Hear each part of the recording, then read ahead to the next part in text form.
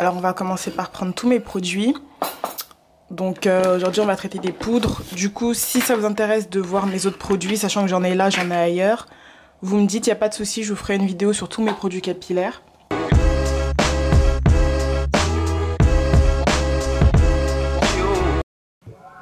Salut à tous, bienvenue sur ma chaîne. Pour celles qui me connaissent, je suis Gaëlle Muse. Pour celles qui ne me connaissent pas, je suis Gaëlle Muse aussi.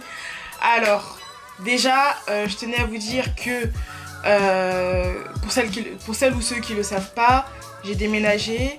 Du coup, ma fréquence de publication, forcément, elle va diminuer tant qu'on n'a pas fini de faire tout ce qu'on a à faire dans la maison. Donc, au lieu de publier, de toute façon, vous l'aurez remarqué, au lieu de publier tous les mercredis à 18 h, ce sera désormais donc un mercredi sur deux à 18 h. J'espère que vous m'en voudrez pas trop. Mais bon, soyez pas trop, comment dire, soyez pas trop déçus parce que de toute façon, c'est pas parce que je publie pas que j'en fais pas, mais c'est que j'ai d'autres trucs à faire en fait. Mais, vous inquiétez pas, on est ensemble. Ce que je voulais dire aussi, c'est je vous remercie de vous abonner, même si ma fréquence de publication elle se fait plus rare. Vous êtes toujours de plus en plus à vous abonner, franchement ça me fait plaisir. On est une petite chaîne, on est entre nous pour l'instant.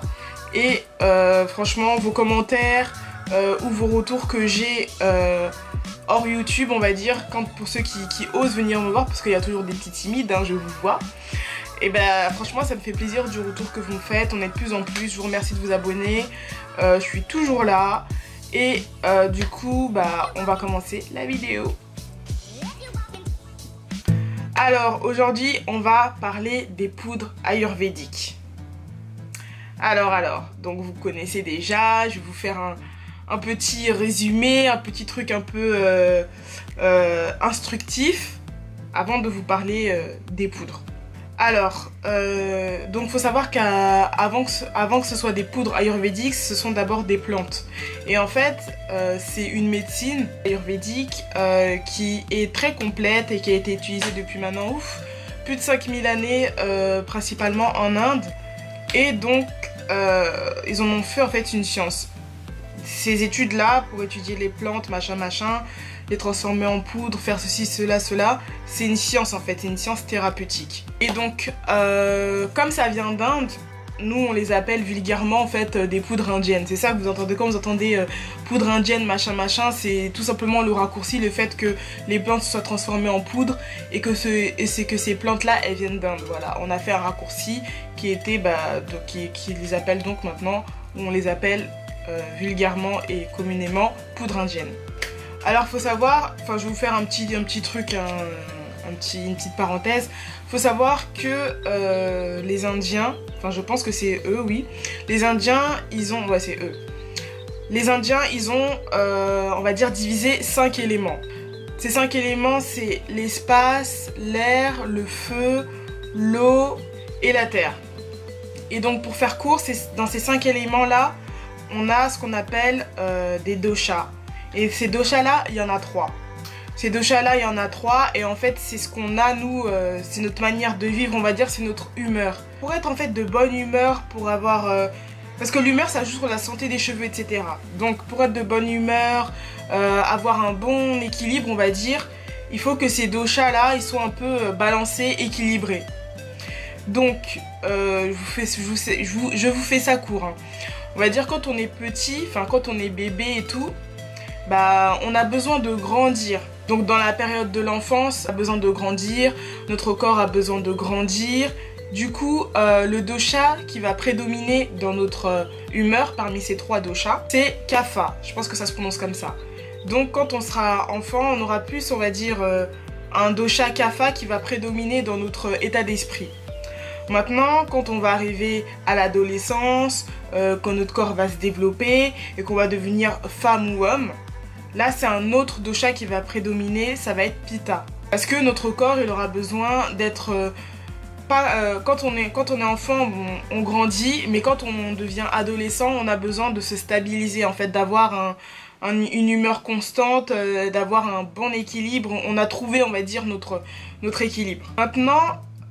donc ça c'est la période de la puberté et tout, quand on devient femme et homme. Et à la fin de notre vie, vraiment quand on est vieux et quand on est vieux, donc après la ménopause pour les femmes jusqu'à la fin de notre vie. Là, c'est un autre dosha qui va prédominer, c'est le dosha Vata. Et là, notre corps, qui avait besoin d'être stabilisé à l'époque de notre adolescence et de notre puberté, là, par contre, il a besoin d'être hydraté, d'être assaini, vous voyez, enfin, voilà, pour faire court. Et donc, je vous parle de ça, pourquoi? Parce que ces trois doshas, donc ces trois... comment dire, ce mode de vie, en fait, ce mode d'état d'esprit, parfois vous le retrouvez quand vous cherchez des poudres. Vous allez chercher une poudre et on va vous dire oui ça apaise, pitta, machin, et voilà. Donc pour faire court, on va résumer. Comme après chaque leçon, on résume toujours. En enfance, vous avez un dosha prédominant qui s'appelle Kapha. Quand vous arrivez à votre puberté et à la moitié de votre vie, on va dire, vous avez un dosha prédominant qui s'appelle Pitta. Et enfin, lorsque vous serez plus vieux, etc., vous aurez donc un dosha prédominant qui s'appelle Vata. Mais ça ne veut pas dire que vous ne pouvez pas être un des trois. Bref, si vous voulez donc savoir ce que vous êtes, etc., je vais vous mettre un lien que j'ai trouvé il n'y a pas longtemps, où ils vous disent oui, vous avez une peau un tel, vous dormez pas assez, vous êtes hyperactif, machin, vous êtes plutôt nanana. Bref, ça c'était vraiment une petite parenthèse, enfin une grosse parenthèse, je vois maintenant, pour vous expliquer les poudres indiennes, parce que évidemment c'est lié, hein. Je vais pas vous raconter ça en mode pour vous faire une leçon pour rien.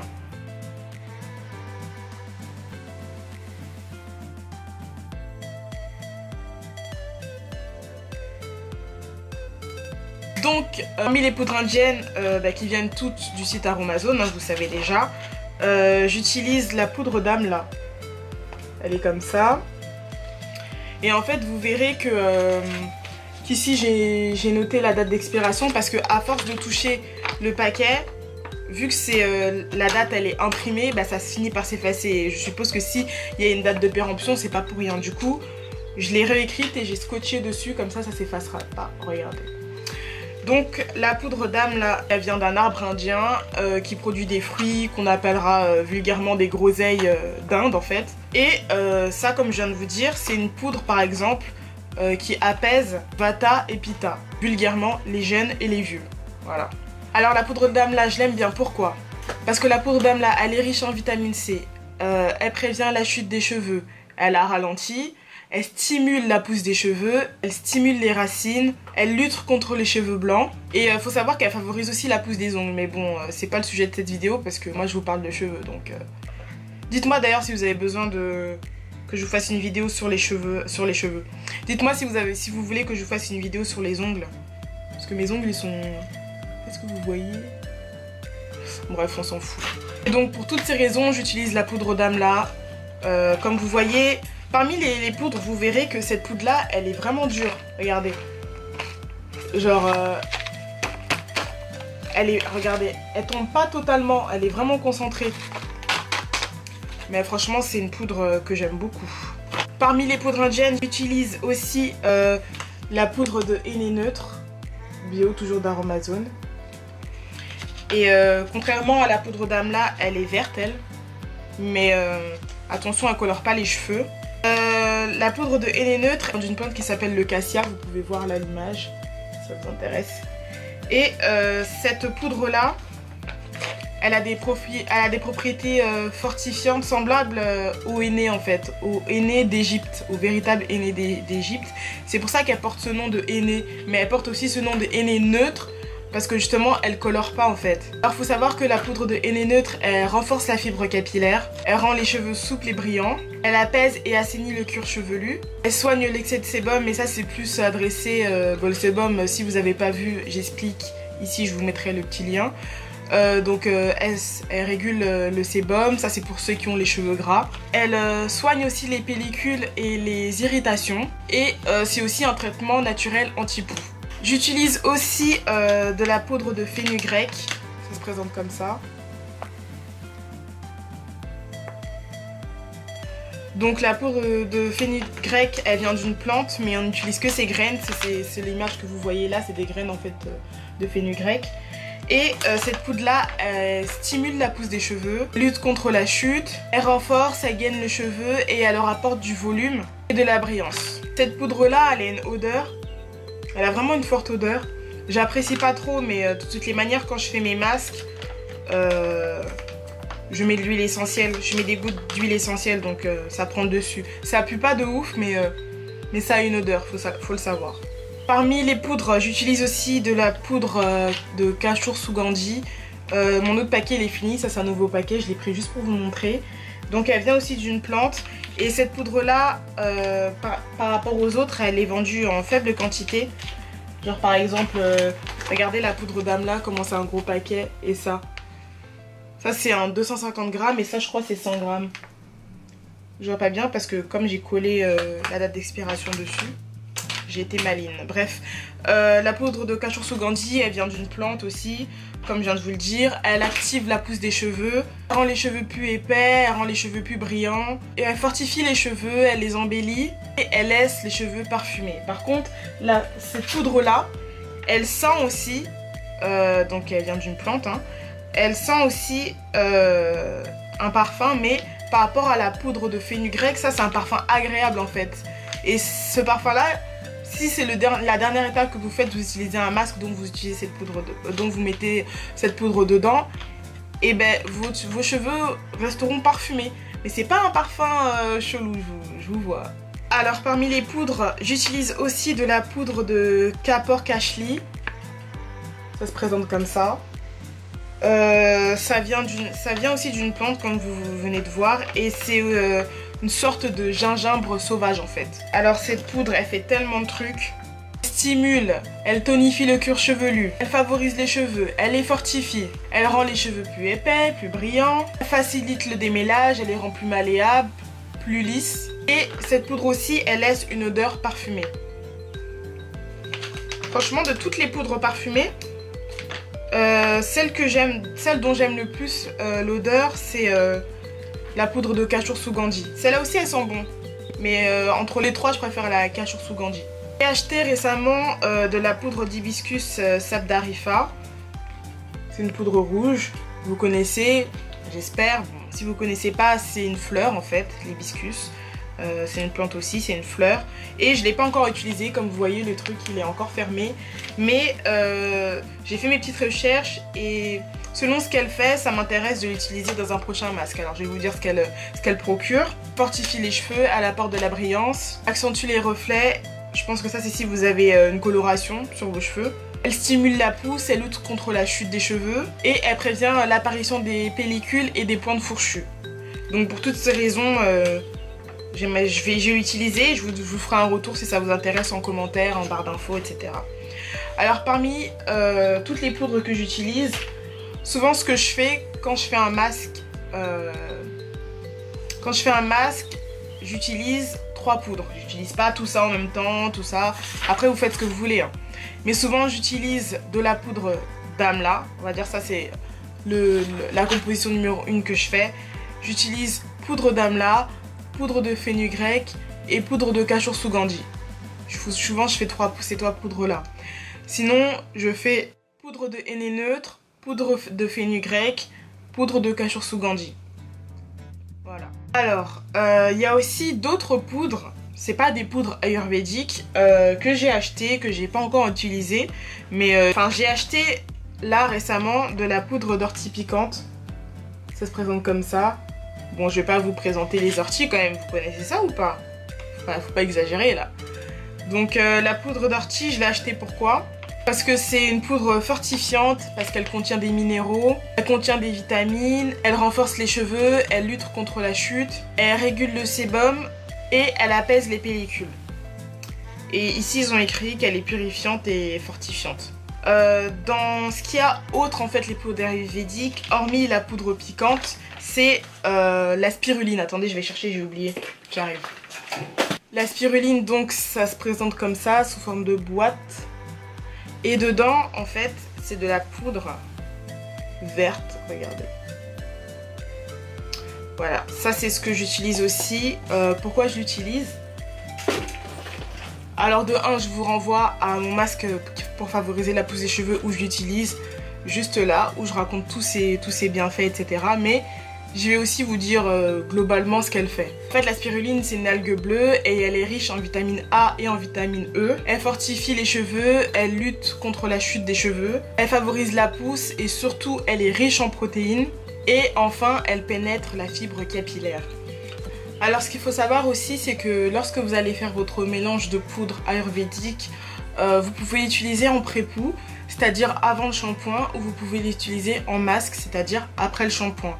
Que ce soit l'un ou l'autre, vous mettez la quantité que vous souhaitez. Si vous voulez mettre plus de poudre d'amla plutôt que de poudre de Kapur-Kashli, c'est vous qui voyez. Mais pour avoir une bonne consistance et déjà pour que ça se mélange bien, il faut surtout que vous mettiez de l'eau chaude. Parce que c'est ça qui va faire fondre la poudre et que ça va faire, en fait, ça va créer une pâte. Je vous le redis, je vous remettrai le lien là. J'ai fait une vidéo où déjà où j'utilise un masque. Comme ça, si vous ne l'avez pas vu, bah, je vous laisse la voir. Comme ça, vous verrez la consistance idéale que ça doit avoir. Parce que si c'est trop liquide, lorsque vous allez mettre le masque, ça va couler partout. Et si c'est trop épais, ça va être trop dur à répartir sur la longueur du cheveu. Donc, il faut l'entre-deux. En gros, la texture que vous devez avoir, bah, je vais vous la... Allez voir la vidéo, vous saurez directement. Et il y en a qui diront que les poudres ayurvédiques assèchent leurs cheveux, que ça fait ceci, que ça fait cela. Moi personnellement, j'ai jamais constaté que ça asséchait mes cheveux. Il y a des poudres que je préfère plus que d'autres. Mais pour pallier, on va dire, à ce problème de cuir chevelu sec après l'utilisation des poudres, moi ce que je fais, c'est que dans mon masque, j'incorpore de l'huile végétale. Souvent c'est de l'huile végétale de moutarde, bon là j'en ai plus. Ça peut être l'huile végétale de votre choix. Vous incorporez ça dans vos poudres avec de l'eau chaude, vous mélangez et franchement, parfait. Donc voilà, en fait je voulais vous faire un petit topo des plantes ayurvédiques que j'utilise en masque. J'espère que cette vidéo elle vous aura appris beaucoup de trucs, que vous en sortirez plus grandi, genre... non, on parle juste de cheveux, mais franchement j'espère que ça vous aura appris beaucoup de trucs. Que vous allez appliquer ou pas. Pensez à tester. Vous savez, Aromazone, ils vendent pas forcément des gros paquets, ils vendent aussi des dosettes de poudre. C'est mieux de tester pour savoir si ça vous va ou pas, plutôt que d'en acheter un gros paquet et finalement de se retrouver à donner à je sais pas qui, enfin d'avoir gâché son argent pour rien quoi. Et franchement, c'est pas parce que j'utilise telle ou telle poudre que vous devez faire la même chose. C'est pour ça que vous devez avoir votre propre expérience, c'est pour ça que vous devez tester. On n'a pas de l'argent en illimité, je suis comme vous, mais c'est pour ça que je vous conseille d'utiliser des dosettes. Ce sera mieux pour vous que d'utiliser un grand paquet. Finalement, vous voyez que c'est claqué dans vos cheveux, que ça fait rien du tout. Enfin bref, voilà. Dites-moi si vous voulez que je vous fasse un room tour, enfin pas un room tour, un produit tour de mes produits capillaires que j'utilise. Dites-moi aussi si vous utilisez des poudres, pourquoi, interagissez en commentaire, moi ça m'intéresse de découvrir des trucs. J'ai pas la science infuse, à chaque fois que j'utilise des produits j'essaie de me renseigner avant quand même, que ce soit pour moi ou pour vous. Ça me ferait plaisir que vous lâchiez plein de petits pouces bleus. Et comme je vous ai dit, on se retrouve donc pas mercredi prochain mais mercredi d'après à 18 h pour une nouvelle vidéo. Bisous. Abonnez-vous.